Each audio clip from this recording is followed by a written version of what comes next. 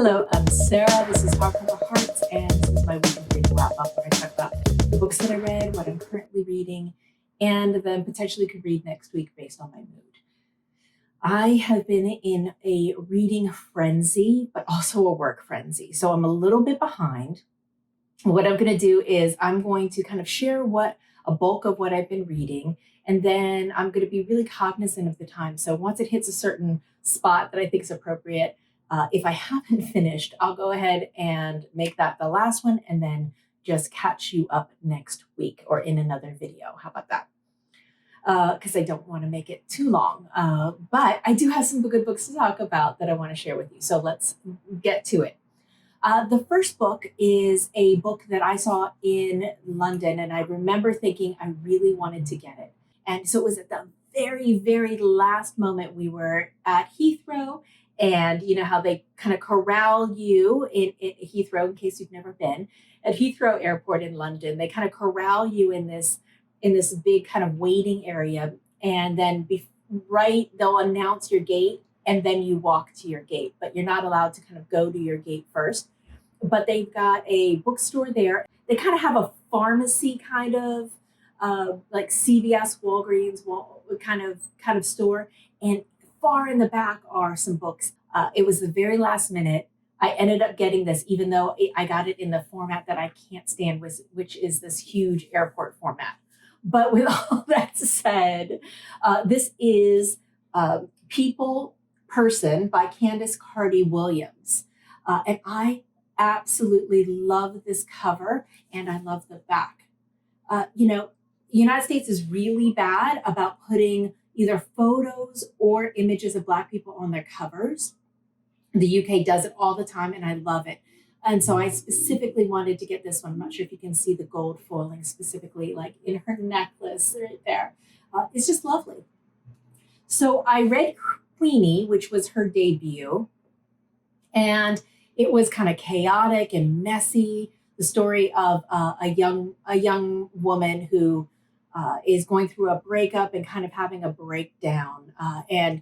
What I really liked about it was the confronting look at mental illness and mental health, specifically in the Black community in the UK. And also the friendships and the community and family. So knowing that was a debut, I kind of gave it some leeway. I know there's some people who didn't like Queenie, but I wanted to read her follow-up. And so when I saw this, I thought, oh yeah, I really want to get it. I'm very, very glad I did. So in this story, we meet a bevy of 5 children who one day are introduced to each other by their father. And they're all around the same age range. And it turns out that they didn't know about each other because they're or at least 4 of them are from different mothers. So the father got himself around and wasn't really a stable presence in any of their lives. And they have this one day when he kind of decides out of the blue that he's going to introduce them to each other and take them all out. So, but from there, they don't really connect, and it's many years later. And we have our main character, Dimple, and she's 30, and she's involved with this man, and it's not going very well, and she knows she shouldn't be with him, and something happens. Something kind of traumatic happens, and the first person she thinks to call is one of her sisters. And her sister, in turn, collects all of the other siblings, and they come to her aid. Now, this has significant repercussions in many different ways. Mostly be with their mothers who don't necessarily have good relationships with each other. It's not like they co-parented or anything like that. And with their father. It also has implications for what they decided to do together. What I really liked about this was the way they're all there for each other and the need that each of these 5 siblings have had for a connection, and where their lines are and what they're willing to do to support their sister as well as themselves. I really enjoyed this. It was a fast read. I thought it was really well rendered, and I like her writing style. I like what she chooses to write about, and I enjoyed this very much. Now let's talk about something I didn't enjoy very much at all. I hinted before that I didn't know how I was going to feel about this. This is a book that I had put a request in NetGalley. And I really want to thank the publisher, Penguin, for giving me access to the NetGalley. I had put an order in because I hadn't heard back about the NetGalley. And so I put an order in from the UK when I was making a purchase. And so they both ended up coming at the same time. So this is The Flames by Sophie Haydock. And this is one of those cover purchases. I remember being in London Review of Books with both Elizabeth of Bookish North and then the next day Eric Carl Anderson of Lonesome Reader. And I was asking them if they'd heard about it because I was really entranced by it. This is the story ostensibly of four women that were painted by the Viennese artist Egon Schiele. Now this, you would think, based on that kind of setup, that we would really know about these four women and really understand them, with the kind of connecting thread being Egon. But instead, it's more of Egon Schiele told through these four women, which not the framing I was expecting. Therefore, I was really disappointed. I think the setting is fantastic. The story of Egon Schiele and his family and his ascent as an artist, all very, very interesting. But I would have wanted a different setup if that's the book I wanted to read. So in this we have four women. We have his sister, which allows us to kind of look back at his life and his upbringing. We have two sisters who lived across the street from him and both became his model. So we learn a little bit about them and Viennese society at that time. Then we also have a more impoverished woman who was a model for Klimt, and so she's a very famous model, but she's more impoverished. She's more working class. All interesting dynamic there, but the writing style and the way it was set up, you not only do you have these four characters, so each one has kind of a section, and then they interact with each other. But you also have this setup at the beginning where it's modern day, and we meet one of these women who's older and impoverished, and there's an accident. She meets this other character that's just a foil to kind of introduce us into the story, and then exit out of the story at the end. The ending was just bad, very high melodrama. And I just don't think it needed it. It didn't need, so the framing didn't work for me. The focus didn't work for me. The almost over the top ending also didn't work for me, which is a shame. But look, I'll say, if you're interested in the material, I would pick something different, because even the author in her postscript even talks about how she made a bunch of this up. And here's my thing. If you're going to make up something rooted in a real life character, then just use it as inspiration and do it that way. Don't use names, don't use real names, and don't try to attach real life events to that person. Be more imaginative than that. I think that this was just a bad case of being inspired and then letting your imagination take flight, but then not really doing full service to the potential story that could have been. So bummer. And then also from NetGalley, I was able to read The Betrothed. This is a famous Italian classic. This is not a new book. There's just a new translation and a new foreword. So the book is by Alessandro Manzoni, and the translation of this is by Michael F. Moore. And the introduction is done by Jhumpa Lahiri. And if you're familiar with her work, she has written a lot in Italian and has started doing Italian translation. That's become a huge passion of hers. I knew her just reading her earlier works written in English, but now she writes in Italian, translates in Italian, and I think she teaches translation in New York at one of the major universities. I don't know which one. So she opens up, and I actually read this introduction, which I never do, but she was really firmly rooted in the idea of translation and how the translation really modernized and brought this old classic back to life.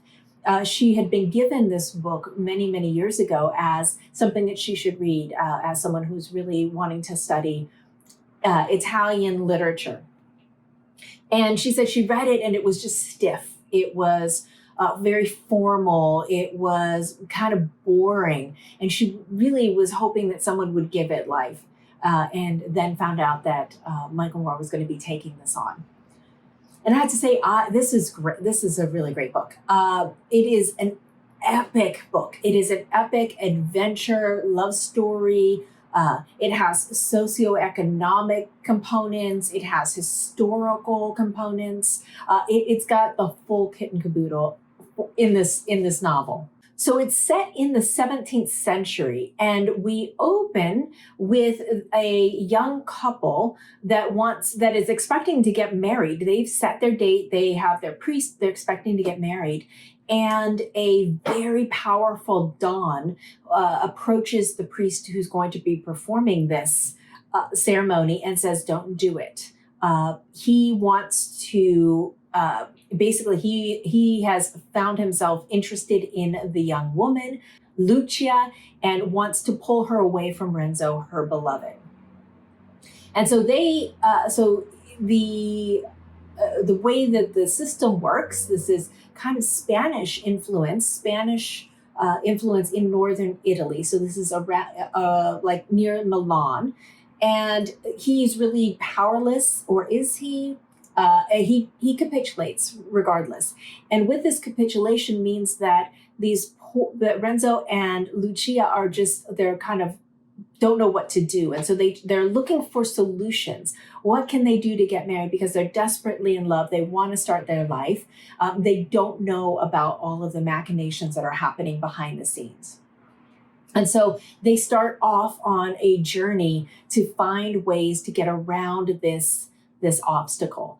And this journey creates a lot of tension because they have to separate and go into different ways to kind of find solutions. And it takes them further and further away from each other during a time when there is extreme poverty, social upheaval, plague. There's the plague. And it allows, by separating Renzo and Lucia, we're able to see different aspects of Italian culture and Italian life at that time. So Lucia goes and it has to go through the kind of convent channels through the church to see if she can seek support and help. And then Renzo goes on this epic journey, and he goes to different lords. I'm really making this much more simple than it is. It's a much more complex, layered, thoughtful adventure story with all of these characters, all of these different settings, and truly, truly lovely. What I found most interesting is just the exploration of power and greed and turmoil, along with plague and pestilence. And it just feels really timely right now to read something like this. And I really, really enjoyed it. So if you're interested in Italian literature, this is a really great translation. I highly recommend it. There are some parts that I kind of got a little lost and were a little meandering, but it all pulls itself together. And I think it's interesting what he does with the character of Lucia. and how he thinks about good and evil and how he portrays it on the page. So really, really happy that I got a chance to read that, and I want to thank the publisher for access to that book. Then continuing on with my NetGalley binge, I jumped on O Caledonia by Elspeth Barker. Now this is an odd little book. This is so perfect for like October and the season, and it's a little spooky, gothy. We have a castle in Scotland, and we have this odd bird of a young girl. This is her coming of age with a very cold, weird, strange family, and she's really on the outs, and she's always on the outs, whether she's at home or at school.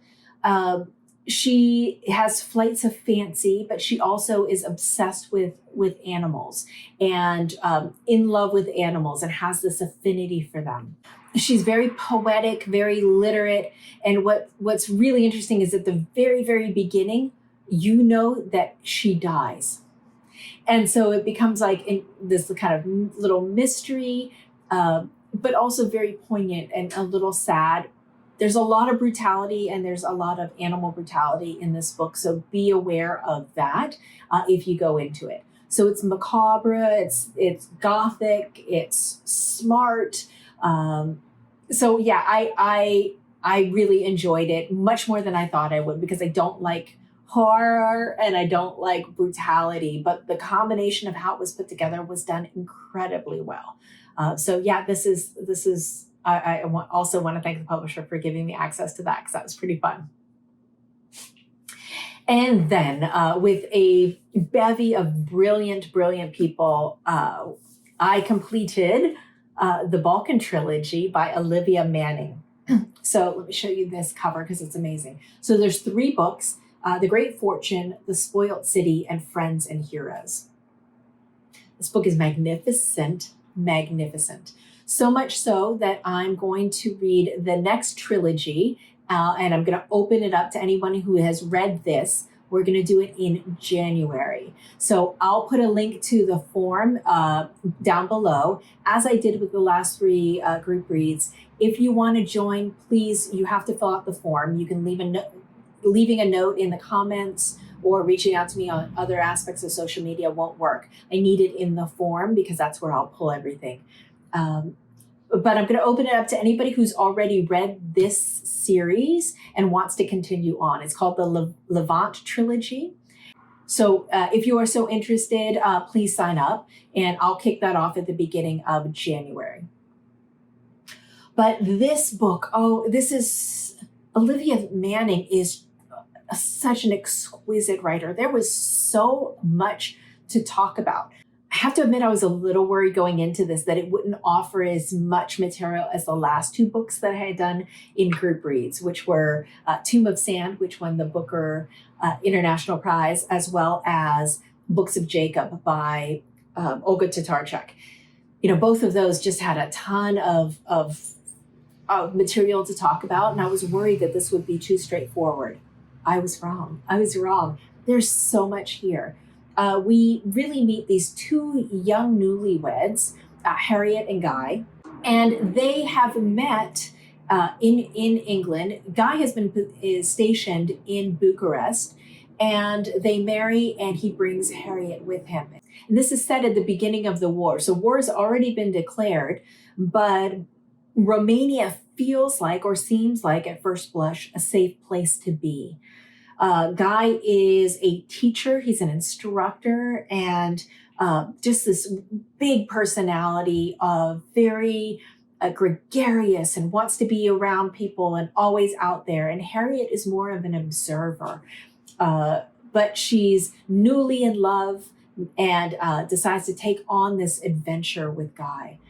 And so we see Bucharest, we see Romania with the onset of German occupation and that slow ratchet of terror, and looking at Romania and Bucharest as things start to change, and all the people that they meet and the friendships that they form, and where people side how they become as things start to really dramatically change in a place that they are not from.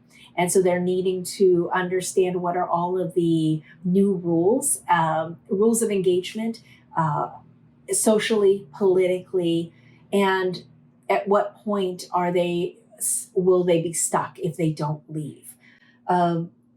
Fascinating. Then it moves to Athens. They do escape and move to Athens, and we see what happens in Athens and the difference between Bucharest and Athens as a kind of home base for a lot of the people that are fleeing the encroachment of the Nazis through Europe. Absolutely adored it. This is one of my favorite books, favorite reads of the year, reading experiences. I really care about this kind of material. I'm always fascinated with when people leave a situation. What's that moment in time that they make the decision to abandon everything and flee?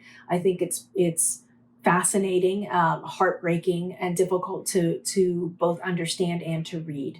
But so well done. Her characters and her ability to frame a scene is exemplary.